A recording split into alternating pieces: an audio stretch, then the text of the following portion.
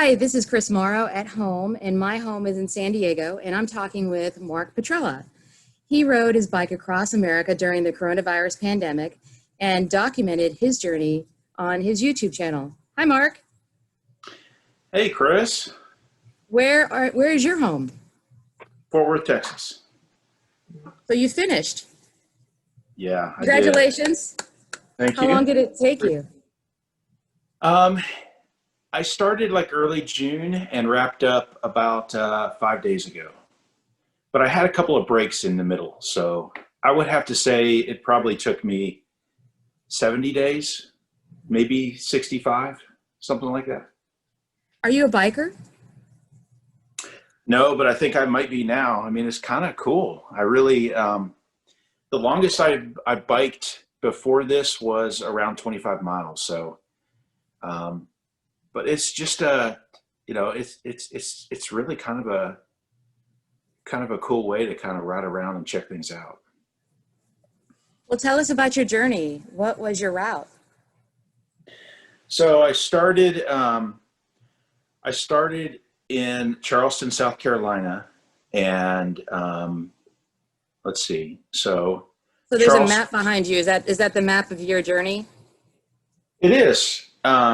My mom did that for me. So the colored states is kind of the route that I went through. So um, I started in Charleston, South Carolina, rode up to Charlotte, North Carolina to see a buddy, down to Atlanta to see another buddy, and then up over Birmingham, up to Memphis, Tennessee, crossed the river, down through Little Rock, into Oklahoma, went and did a wedding, participated in a wedding, and then started back in Fort Worth, Texas, and rode up through part of the Texas, up through Oklahoma, and then hit the middle of Kansas, and then started heading over to Pueblo, up around the mountains, up over into Wyoming, through Yellowstone.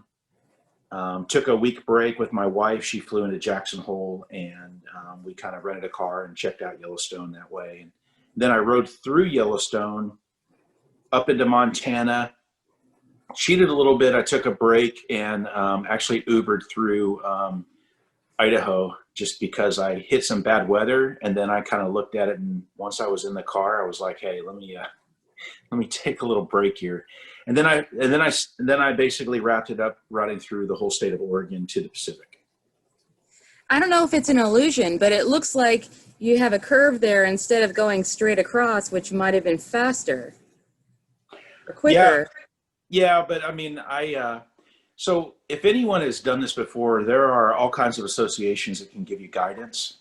And the most popular coast to coast biking trail is called the Trans-American Trail. Now, the Trans-American Trail is really like Virginia over to Oregon, Washington. But because COVID was going on, I really did not want to get up in that northern, northeast section. I didn't want to be perceived as that no-manning guy who's spread the disease, you know. So instead, at the time I started in June, the South was still pretty much wide open. And that's why I decided to go South Carolina up to Oregon. And you'll see that diagonal type trip. Would you say the United States was made for biking? Oh, no, not at all. Not even close. The roads are designed for automobiles, pure and simple. And, I tell everybody, anybody can do this. I don't care what age you are, because I mean, the operative word here is touring. I'm not riding fast. It's not overly complicated. The United States has, a wealth of services all along the path, from convenience stores to hotels and restaurants. And if you got a credit card, you're going to be in good shape.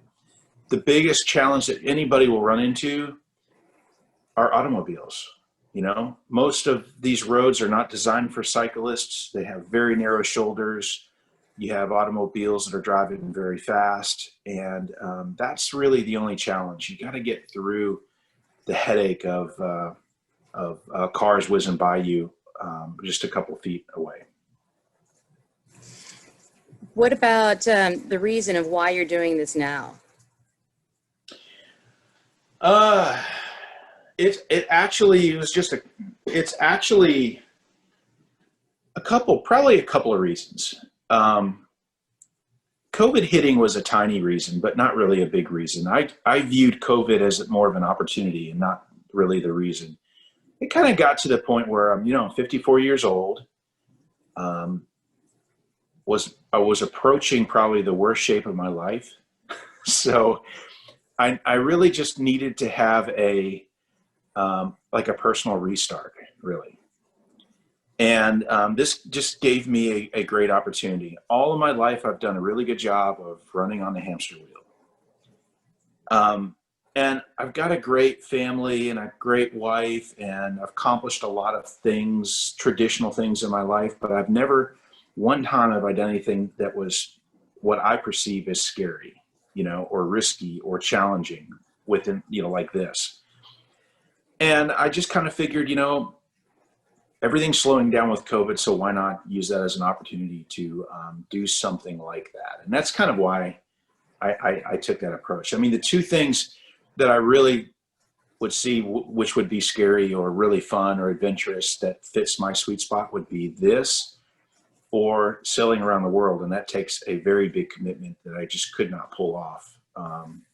So I tried this, and my wife was shocked, but very, very happy to support me on this. So I'm very lucky with that respect. Did you meet your goals? My goals?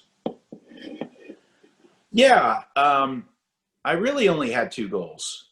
Don't get hit by a car and don't have a stroke. And, it's funny, you think of somebody who's 54, who is in really bad shape, who's riding through the South in June and July, the hottest and most humid time.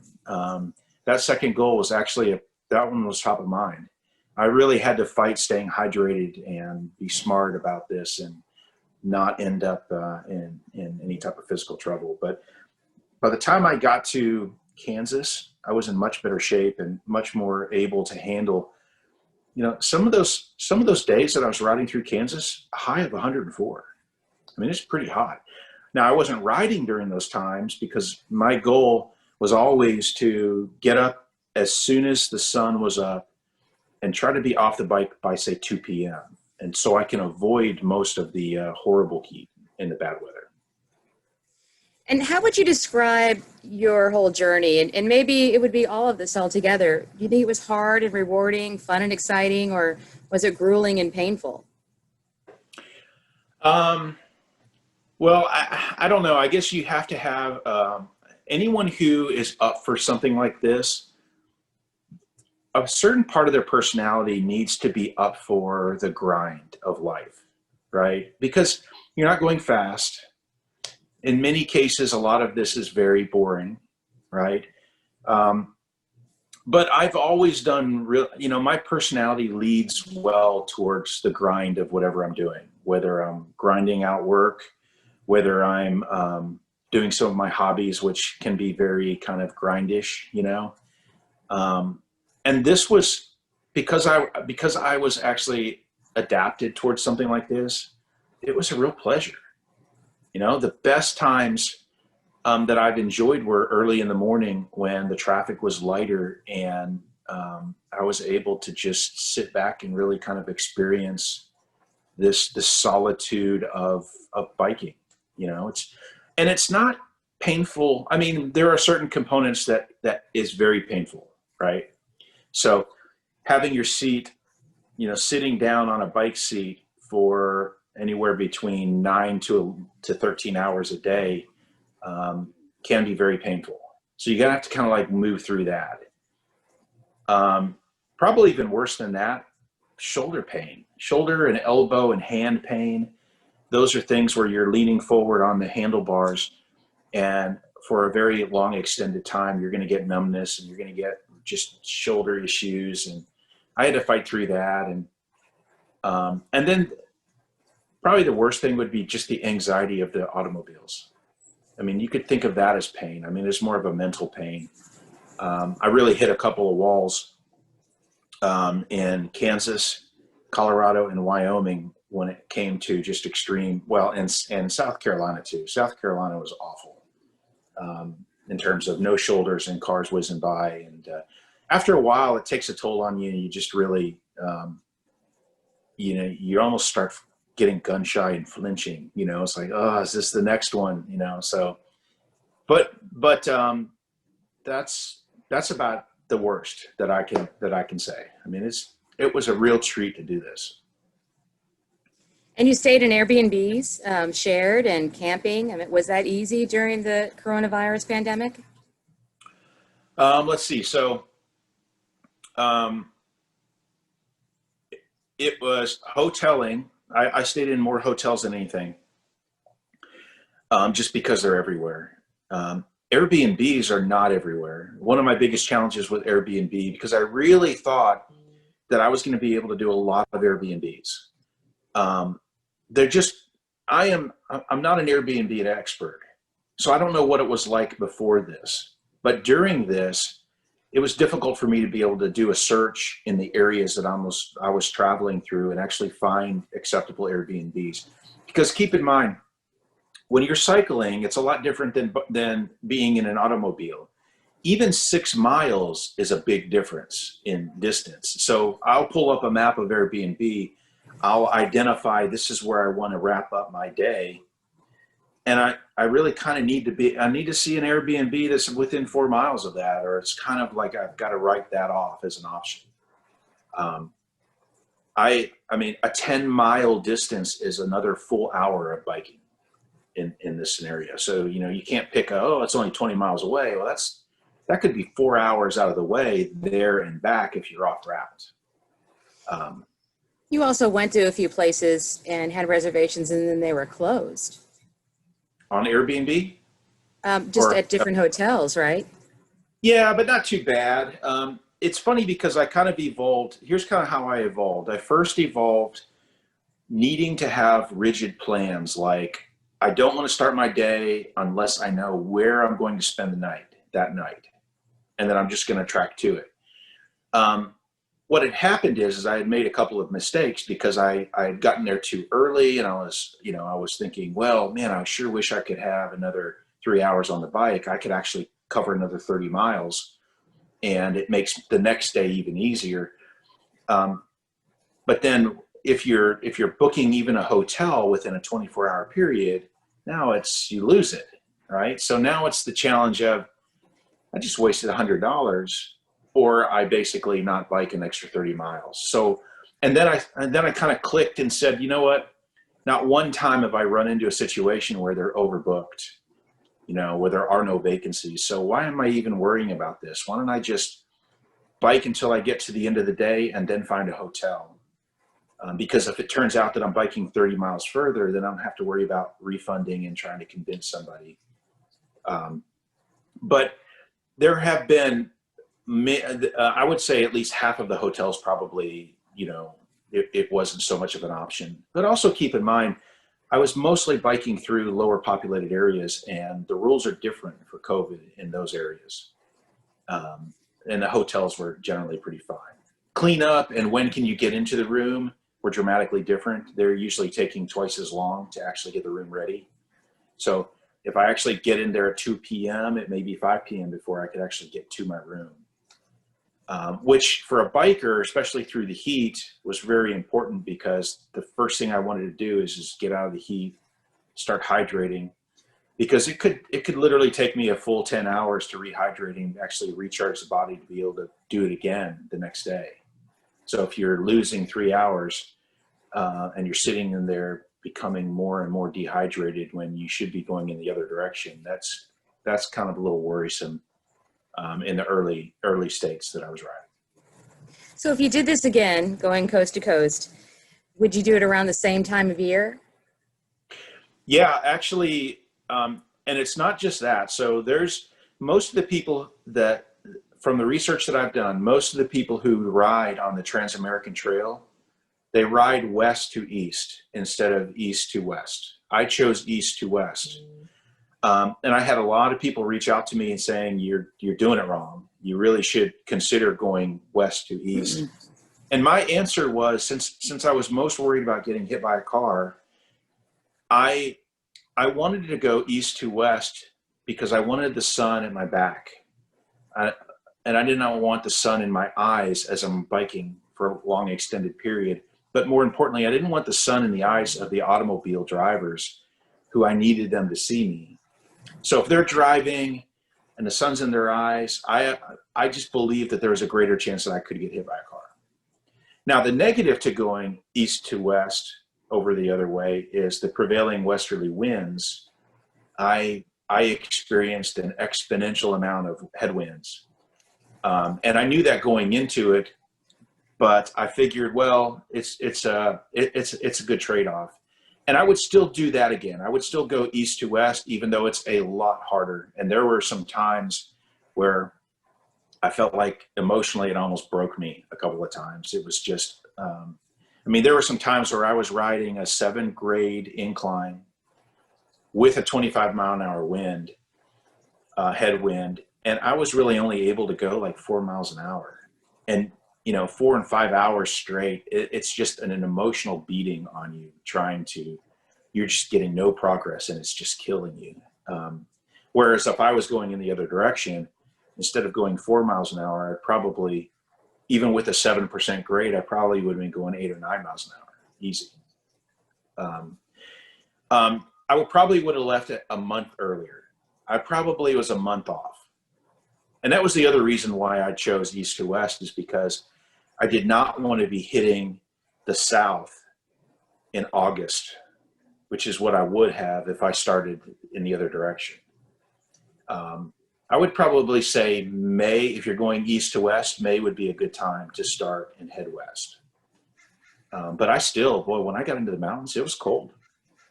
Even in late July and August, it was cold. You mentioned that your family was shocked and then they were supportive. What did your family think about you doing this during the pandemic? Well, my daughter is a physician assistant, so she's around medicine a lot, and she's doing, she's practicing medicine. I was most worried about what she would think, but I have one of those personalities that I don't even know how to put this. I care what they think, but I'm not going to change my opinion of my decision if they have a different opinion. I'll just do the best I can to accommodate their concerns and then just kind of keep going forward. So just to give you an example, I came in, I researched it, I put all my thoughts together, and then I told my wife, here's what I'd like to do. She was very understanding at it, but she also said, you're going to have to talk to Cassie. I'm not talking to Cassie about this because you're going to have probably a big concern coming from her from a COVID perspective. So then I shared it with Cole and Cassie, my two kids, and she actually took it really well.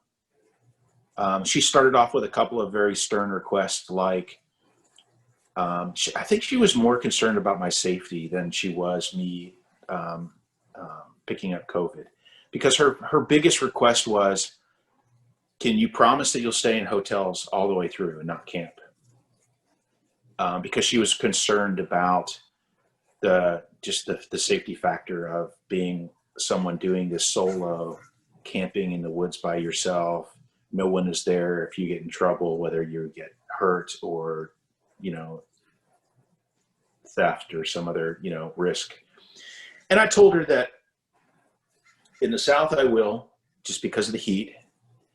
In the middle part, well, really what I said is I won't camp at all until I hit at least past Atlanta. I want to go to a lower population density area before I'll camp, because you really can't camp in those, in the East Coast. It's not that easy. But the reality is the first time I camped was actually in the middle of Oklahoma, because it was just so dang hot. I could not handle that. From a COVID perspective, she coached me up and, told me how to be safe. And really knowing that I was doing it by myself, sleeping, in rooms by myself, right? I'm not sharing anything, knowing that most of my food is going to probably come from convenience stores, not really too much dining. She kind of perceived it as a very low risk, um, um, activity compared to what everybody else is doing from a COVID perspective, right? So she wasn't worried at all about any of that. What else? I mean, that's pretty.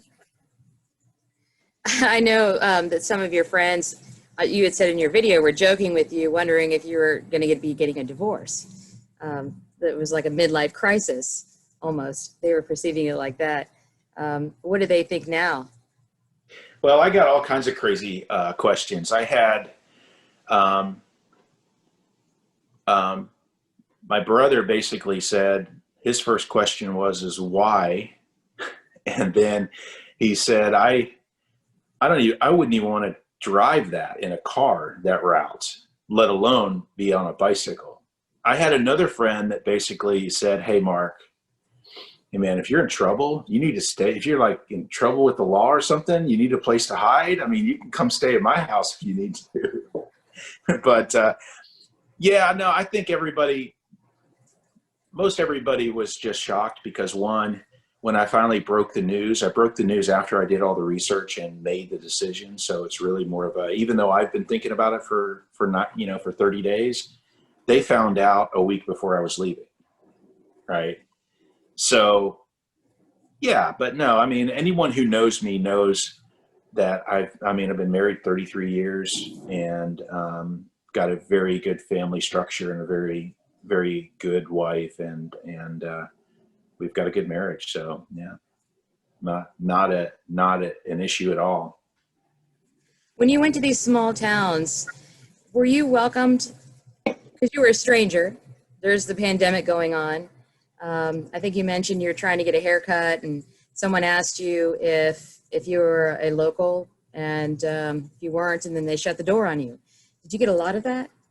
No, not at all. So it's kind of weird. So when I did this biking thing, so the first half of my biking was not on what you would call the Trans-American Trail, where all the cyclists go, right? It was from South Carolina all the way up to the middle of Kansas, was not on a traditional biking path. Therefore, when I was on that path, it was a novelty. People were just surprised and not used to seeing someone like this. And because of that, those people were very, very curious. And on my bike, I put like a sign that basically said, Charleston to actually Seaside, Oregon, which is where I was originally going to go to. So they didn't even have to ask me a question before they knew what I was trying to accomplish. And that sign was perfect because it really helped facilitate conversations. And anybody who saw that, they would stop me and they would want to talk about it. And people would want to help me and go through all of that. So the first part of the trip, not at all. It was awesome. I had people chasing me down, wanting to talk to me, all kinds of things. I was in a convenience store. This was my third day in South Carolina, and I was exhausted because it was very hot, and I'd already biked like 65 miles up until that point, and I was sitting in the convenience store just trying to rehydrate and just try to lower my temperature a little bit before I went back out because I still had another 25 miles to go. And I would say 5 or 6 people came in and wanted to talk to me. They just want why and what's the deal and all of that stuff. And then the manager of the convenience store, as I was getting up, hands me an empty shopping bag and says, go fill it up. Anything you want. And I was just like, I appreciate that, but I don't want to add any more weight to this bike because I'm already wiped out. So I went and picked up like dehydrated ramen noodles, all of the lightest stuff I could. And then I walked up there and he looked at it like, kind of like, oh man, go get you some Gatorade, go get some, and I was just like, that stuff is heavy. And You know, because I'm thinking, you know, I appreciate it. I don't need financial assistance. I just need to somehow get through the next 25 miles, and I'll be more than happy to buy Gatorade at the next convenience store, you know. But no, there are people everywhere just really, really nice and wanting to help. Now, the closer I got, once I got past, say, Yellowstone, now I'm not a novelty.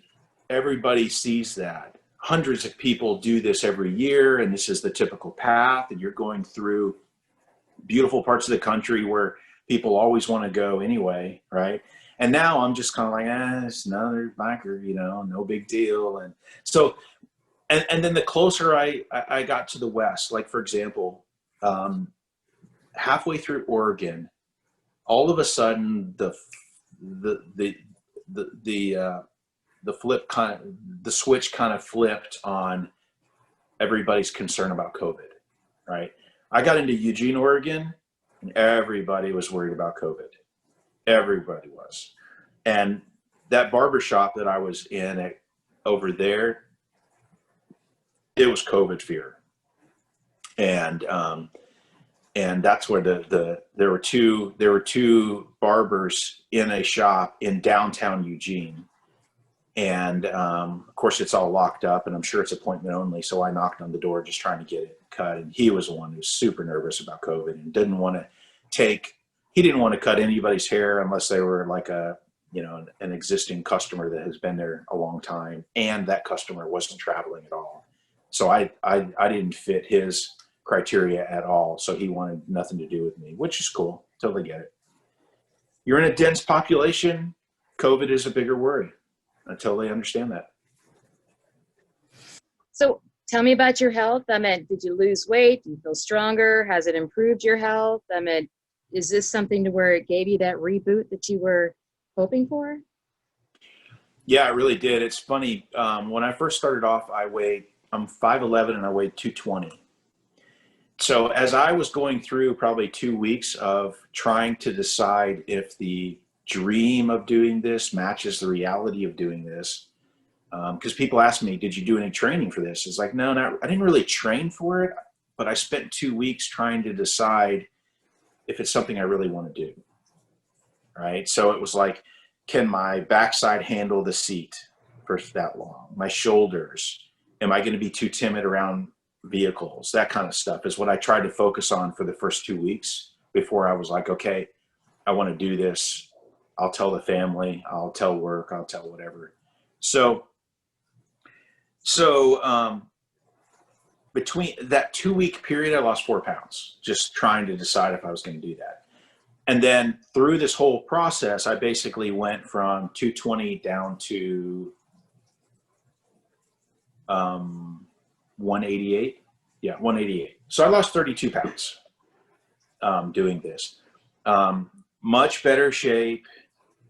I can definitely handle, I have mild asthma, so I was always wondering would dropping weight, would that even help from an asthma perspective? But apparently, I think my lungs just have become a little bit more efficient in processing oxygen.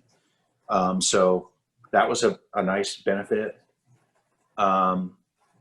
Yeah, so I've really gotten in much better shape, and I'm gonna, it's funny too, because in the early phases of this, I really put myself under some real pressure, personal pressure, because I did not want to be that one guy who rode his bicycle across the United States and ended up not losing any weight. And I had to explain to my friends, because when you think about it, most people who are not aware of how popular this is, the first thing they think of is my gosh, that's such a daunting task. Of course you're going to lose weight. Of course you're going to come back with zero body fat, et cetera, et cetera. And I was like, man, if I don't come back in better shape, it's going to be embarrassing. So I really tried to focus on eating right and trying to at least get a good jump out of the gate of losing weight. But then once I got about 3 weeks into it, it was apparent that I was going to lose weight. So I kind of settled back and I wasn't as worried about that. I really more focused on just trying to hydrate from that point forward. You've been back for about a week. How much weight have you gained?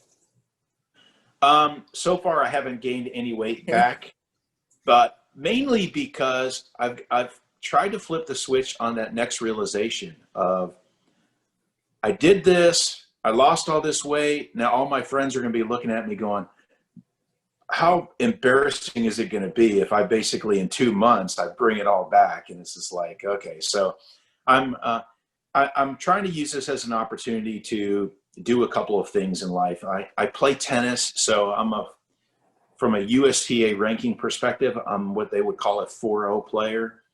And I think I have my best chance of actually elevating my tennis game to a 4.5 is right about now. So I want to try to just take it to the next level and start running and start doing some other physical activities and do the best that I can to not balloon the weight back, because that's a big risk, I think, for anybody in the way I was before.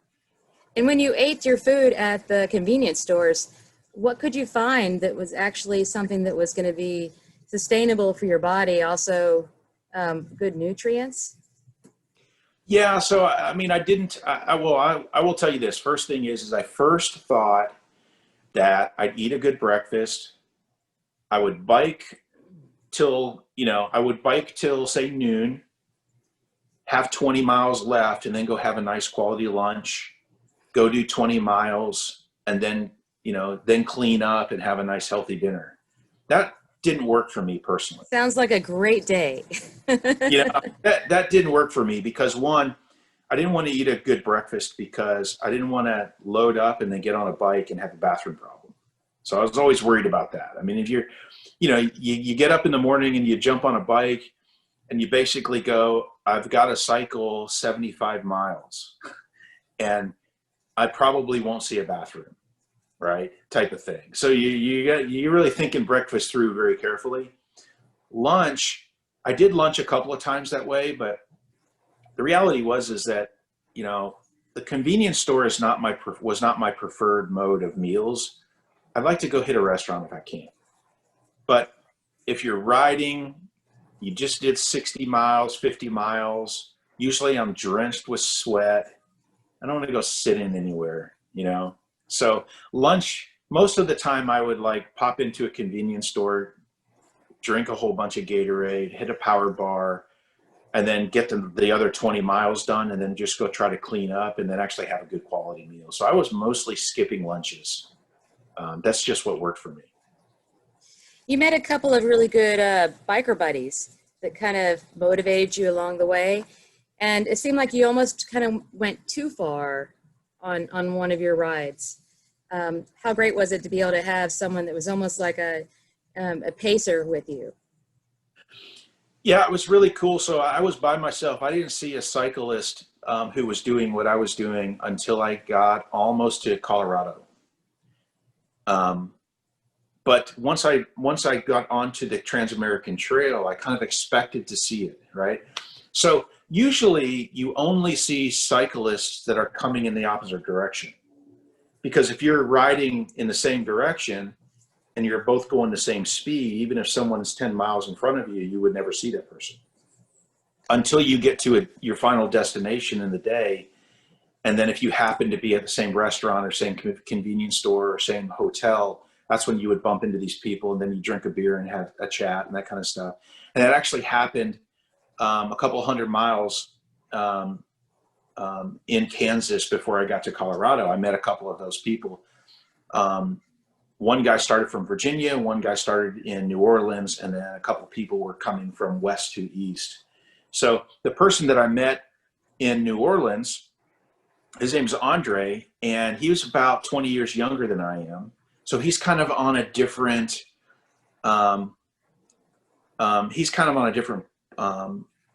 life playing field than I am, right? He's in much better shape. I'm much further along in my career than he is. Therefore, I had more disposable income, but he had more time on his hands. So I was an early riser. He was a late riser.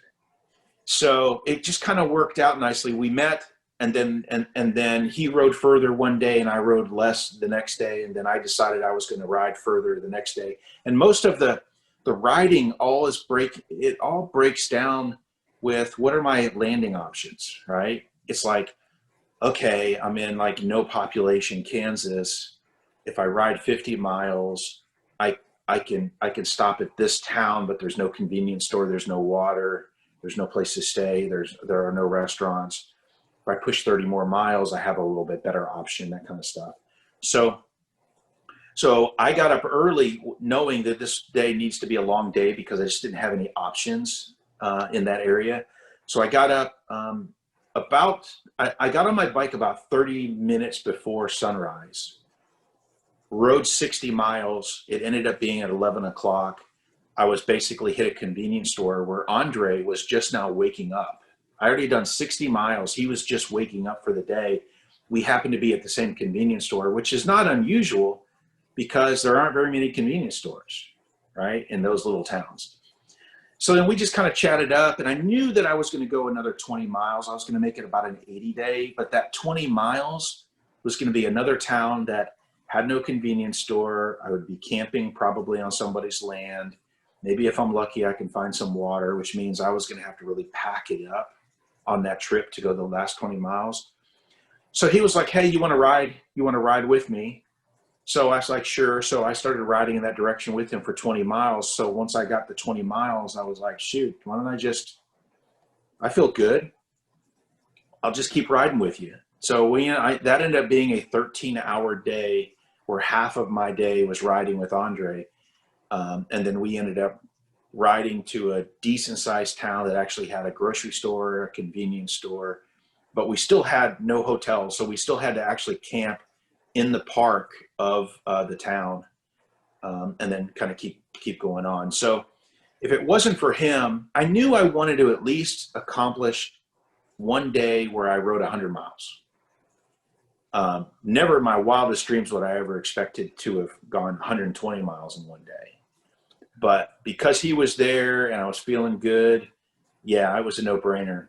I just rode from like 4:30 in the morning till 5:30 or p.m. that later that day, and it was a good experience. I'm really glad that I did it, and my body held up fine, so it was no big deal. How did you choose your equipment?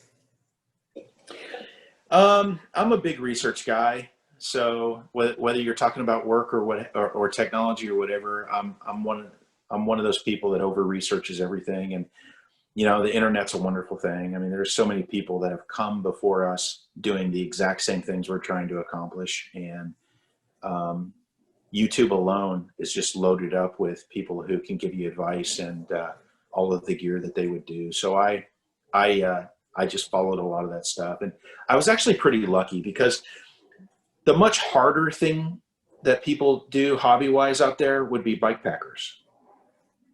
Bike packers, they're loading everything that they're going to do and do these long distance trails and pack in a lot of their water and stuff. And they throw it on their back. The nice thing is that a lot of that gear directly applies to a biker, except that we are not as weight sensitive as a backpacker is.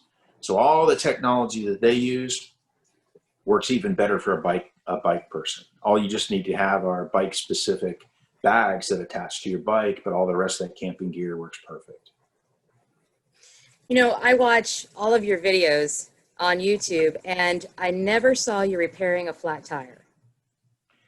Oh, I did. I had one flat in Oklahoma, and I talked about it, and I showed a very, very tiny little clip, but that was in the early stages of me doing GoPro and all of that. I mean, I'm sure anybody knows, it's one thing to basically go do something fun and adventurous, but by videoing all of this stuff and, making an attempt to bring people along into that adventure makes it very, very hard.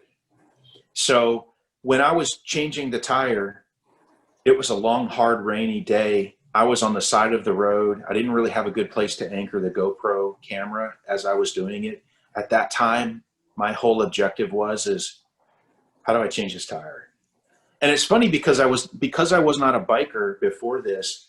I didn't really have a whole lot of experience doing this. It's funny when I broke down the bike to box it up to send this to Charleston that morning. I said, Mel, shoot, man, I think I'd better learn how to change a tire before I box this bike up, because the next setting is going to be a miserable setting, and I may not even have internet access to actually pull up a quick YouTube on how do I change a tire, right? So I took the easy one. I pulled the tire apart on the front wheel, changed the tube out. I was pretty happy. Then I boxed it up and I sent it. And then I kind of looked at that back wheel. I was like, gosh, you got the chain and the derailleur, and how do I get the tire off? And I didn't even mess with that. So I actually learned that on the fly on the side of the road.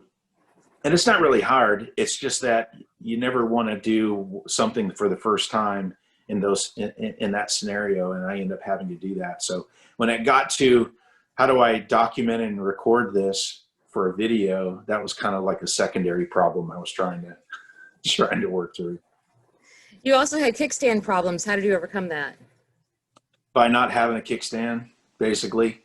I ripped through 2 kickstands just because the kickstand, the bike, there's a lot of weight on that bike. So the bike's 26 pounds. I'm generally carrying about 15 to 20 pounds of water. I've got about 50 pounds of camping gear and all, clothing and all that kind of stuff. And the bike just isn't designed to handle that kind of weight. So when you lean it on a kickstand, it puts a lot of stress on the bolts. So I broke the kickstand off twice. I finally just gave up and just said I just can't have to ride without a kickstand. Do you think like the future of biking across country is going to be, I guess, morphed into something different because of self-driving trucks? Of that fear? Funny you say that, because I was talking to a cyclist on the trip, and I was just like, man,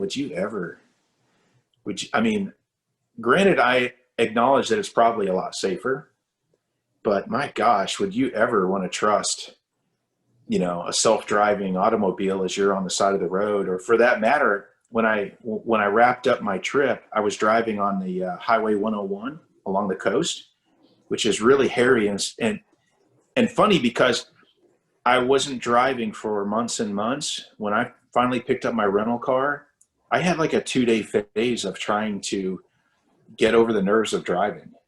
Everything just goes so much faster, when you're in a car. And then I jump on Highway 101 where I'm still trying to get used to driving again. And it was a very stressful day of trying to just drive. And then that same thing popped up again. I was thinking, man, I cannot imagine a self-driving automobile on Highway 101. That's scary. So yeah, I don't know. Good question. I would like to see better roads for cyclists, cycling with automobiles is scary. It's really scary. There's just so much that's not in your control. And most people don't realize how fragile a cyclist is out there. I mean, you don't even have to hit them. Just driving by them closely, the wash of their vehicle is enough to cause a wreck. When I was watching the videos and you would stop and kind of show a big truck going by, it's almost like I could feel their energy myself, because it would just like, you can hear it, you can kind of just see the force of it going by. I can see how that was really scary for you. Well, so you've got the worst ones are the semis that are really tall. So the worst ones that I experienced were the double-decker cattle trucks. Those things are really tall, they're really big, and they carry a lot of mass. When those things are driving on the other side of the road coming toward you, the force is enough to almost stop the bike. As you're biking on the shoulder on the other side, that wind that hits you will stop you. If they're passing you essentially and they're riding along, in the same direction, it's enough to actually accelerate you to the point where you can even upshift to the next gear.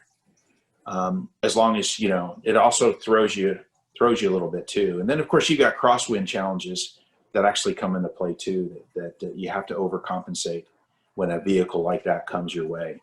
Because if you have a crosswind that's coming, that's pushing you into the middle, and then you've got a big semi that's about to pass you, those two combined are enough to, if you're not careful, you can really, be sucked towards that vehicle pretty aggressively.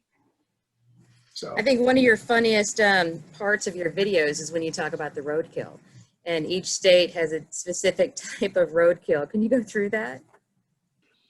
Well, it's just funny because, America is teeming with wildlife, and that wildlife has to deal with these roads. And so many people drive at night, and I think so many animals think they're safe at night, and they'll just kind of walk out there. And it's funny because you'll see regional, you can almost tell where's, from a regional perspective, you can almost tell state by state what is the dominant wildlife that's out there just by seeing all the roadkill. So you had a lot of possum in Alabama. You had, gosh, I almost have to go back and review the videos now to try to get them lined up. But I saw a lot of possum, a lot of armadillo, a whole lot of raccoons in Arkansas. And I even started seeing a couple porcupine up in the Wyoming area, which was really strange because I never see porcupines in Texas. But and you would also be surprised by how many small birds you'll see on the side of the roads. And they're not, they're just like small birds that haven't been impacted severely by the vehicles, but they're just kind of just laying there. Little tiny birds that probably get hit by windshields. But it's a shame. It's definitely a shame. But, it's funny, when I was in Kansas, getting towards Colorado, I actually saw some antelope style deer that were out there that actually were adapting to that. It was like a pack of like 3 or 4 of them. And it was like super early, so the cars weren't out there yet. And I think I got some pretty good video of them. And they would basically stop and they would analyze that road left and right very carefully before they would cross. And then they jump over, and then there was a railroad track, and they would do the same thing. And I noticed this as I was riding past them, and they did the exact same careful thing on the railroad tracks. And it was kind of like, am I experiencing some form of an evolution here where they're learning how to cross the road safely? And it was kind of interesting to watch that. You also went through the Continental Divide 9 times? Yeah, I crossed over it 9 times. That was unexpected. I knew I was going to cross it a lot. I was worried about the Continental Divides. I was worried about whether I could handle it. And anytime I had any challenging climbing up until I got to the first Continental Divide, I would just tell myself, this is my, this is my practice to get ready, because boy, when they start showing up, because I could never really, it was one of those deals where it's like, I really can't fathom the effort that it's going to take to actually climb over a mountain, right? And it's funny because when I was in Kansas, I was talking to a police officer who actually rode up through an area I was camping, and he was just kind of like checking on the area, and we talked a lot. And he was just like, "Huh, you're going to ride over the Continental Divide, I see." And I was like, "Yep." He's like, and he's kind of like thinking out loud, and he's just like, "Man, I mean, I've driven over the Continental Divide several times, and my car doesn't even like to do that." It's like, and I was just like kind of going, man, this is going to be really hard. I don't even know if I can even pull it off, right? But it's not as bad as you think. Bicycles have very low gears. Now you have to balance the challenge of the slower you go, the harder it is to stay on two wheels. But But once I got through the first, once I really got through the first one, I was fine. And most of the Continental Divides are not horrible. They're not awful. There were a couple in Wyoming where I went over them and I was like, that's it? You're going to call that a Continental Divide? It's cool. Not that big a deal.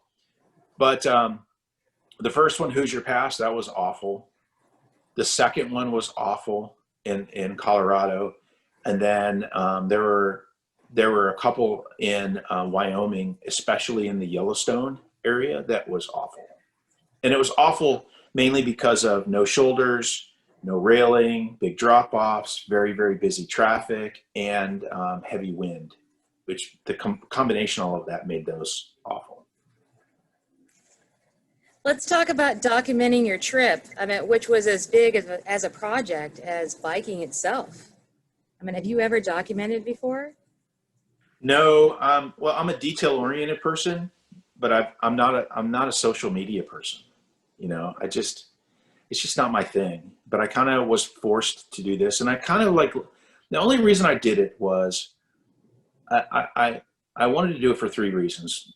The most important reason was this is a big thing in my life. It's a big sacrifice for my family. I want to record it so 10 years, 20 years later, I can go back and kind of relive the experience. I mean, that's worth it. Just alone, that's worth doing it. Because we all forget so quickly, right? And I didn't want to forget this. The second one is that I had a lot of friends who were worried about me doing this. They were mostly worried about me getting hit by a car. They were worried about the COVID concern, and they were also worried about just the fact that I was doing it alone, and there are a lot of bad people out there, right? So I figured, all right, well, if I share some of this in near real time, then maybe they won't be as afraid as if they're like, haven't heard from Mark in 3 weeks. I wonder if he's still okay, type of thing, right? And then the last one, I saw it as an opportunity on the last reason to, hey, if I'm riding in this direction, I'm riding on this path, if anyone aspires to do this, especially someone that's an older guy like me, they might be able to get a sense for what do the road conditions look like? How bad is it really for vehicles? Is it really possible? I don't even know how to begin and start. I kind of figured, all right, there's some real value there, especially, and that's why in my videos, I'm trying to do a video every day, and I'm trying to get them to see, okay, if you go from this location to that location, this is the route that I took and the highway that I took, so they can kind of see from the GoPro footage, actual footage of what does the shoulder look like, what does the car traffic look like, that kind of stuff. How long did it take you? Yeah, and to get past being so vulnerable about putting yourself online, how long did it take you to get past that to feel comfortable? I don't really think it's that hard, right? And here's why. I thought it would be hard, but when you control the editing, you can almost kind of tell yourself, I control the editing. So it's not like it's the fear of being in front of the camera. If you, as you're viewing it, you can pretty much go, yep, don't like what I said there. Let me cut that out. So, I mean, there's that safety net of being the editor. So you can pretty much feel like, okay, I'm going to stop here. I'm going to talk into the camera. And if it looks bad, well, then I just won't use it. All right. There's that safety net, which was very helpful. It's also one of those things to where when you were, you would finish biking for the day, and then you would download your stuff from all of your equipment, and then you would put it online, then you would probably edit it and then put it online, then you would tell people about it. That took hours, and you're still editing more videos. I mean, it was really hard. It was really hard. So what had happened is in the early phases, I wasn't really mature in the process. And I first started off just using iCloud to kind of share with people and doing like a text broadcast text types thing. And then there were inherent problems with iCloud. So I had to, finally I was talking to a couple of my friends, and they were just like, man, you just can't have to bite the bullet and just throw them up on YouTube. So then I started doing that. And then I was kind of like, because I originally planned to not mess with the GoPro raw data until I got done, because I knew that was going to be very labor intensive. But then once I threw it up on YouTube and I realized it's not as hard as the other way I was doing it, then I was kind of like, well, shoot, let me dive into some of this GoPro, because I was just recording and transferring it to a hard drive, carrying the hard drives with me, and then I would just mail them back as they filled up. And then I figured, but then I started doing some of that crunching while I was on the road, and the better I got, the more thorough I wanted to be, the longer it took. It's like a self-fulfilling problem. And then I realized that it literally was taking me 7 and 8 hours a day just to crank out a 7-minute video. And I was really still only doing a half-assed job compared to what professional people like you guys do day in and day out. You know, it's funny because I love sailing, so I watch a lot of sailing videos, and there's all kinds of channels up there to do that. And I remember one of the people, what they described as their process, what they would do is they would record raw data for a whole week. And then the very next week, they wouldn't record anything, but they would take that raw data and they would create 2 videos. And all they would do is sit there and just 2 people, you know, them and their wife would take that raw data and they would create 2 videos, or probably no more than 15 minutes each. And I was kind of looking at it going, I can definitely understand why they do it that way, because taking that raw data and trying to crank out a video a day while I'm biking is just not sustainable. So I finally had to like stop the GoPro and just kind of carry forward. So now I'm just going back, trying to take the raw GoPro data and merging it with a lot of the videos that I already have up there. And that's still taking a lot of time, for sure. And also, you know, uploading videos to YouTube, maneuvering through YouTube, kind of for the first time as a creator. What was that experience like for you? The hardest thing, the longest thing that it took me to do was to basically, what was to download the what is it? The editor? No. The longest thing for me to do is to take the card out of the GoPro camera and actually get that to a hard drive. The only thing I carried with me on this trip was a 2nd generation iPad. And then I basically used like a